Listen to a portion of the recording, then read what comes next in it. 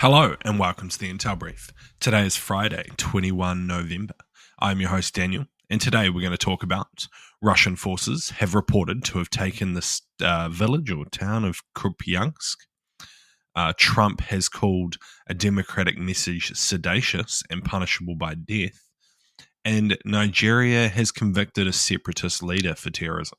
So firstly, the chief of Russia's general staff has told Vladimir Putin on Thursday that Russian forces have taken control of the northeastern city of Kupiansk, but Ukraine's military has denied that the city has changed hands. Ukraine has also dismissed Russian statements that its forces have taken over large parts of two other towns in the region. One of them is a logistics hub that has been pressed for capture for months now, and it is near the other is Vovchansk near the Russian border. So what? I mean, this is pretty standard mixed messaging, and it kind of goes back to how chaotic the conflict is and how blurred the front lines can be at points. While it's possible that there are still Ukrainian forces within Kupiansk, it is also possible that there is a large number of Russians in the town.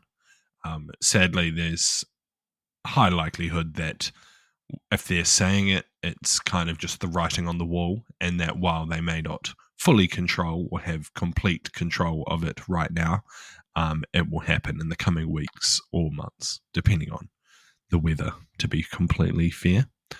But yeah, and this kind of just goes to a pretty sad state of affairs across the entire Russian front, where things are pretty tough. The situation is pretty dire. They're kind of running low on key resources and people, which is the main problem, in my opinion. We can give them all the weapons on Earth, but we need people. So yeah, pretty sad to see, but that's life. And next, the President of the United States, Donald Trump, on Thursday threatened the death penalty for Democratic lawmakers who told members of the US military they would refuse to comply with illegal orders. Earlier this week, 6 Democrats who had previously served in the armed forces or intelligence community published a video in which they told current service personnel that Trump's administration was putting them against the American people and threatening key tenets of the US Constitution. So what? Oh, and then Trump went on to say that this is seditious and is punishable by death, which is a fucking crazy thing to say as the President of the United States. So what?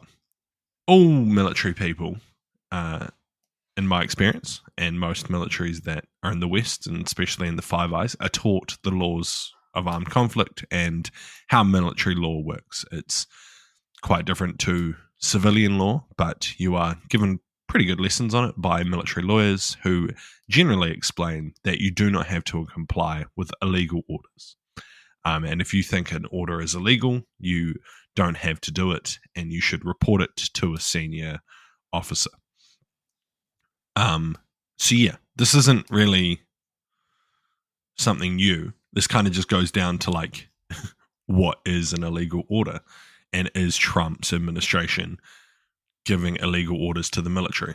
I don't know. I'm not a military lawyer. That's something the military lawyers should be looking at, completely honest. But yeah, saying that the lawmakers should face the death penalty is fucking crazy.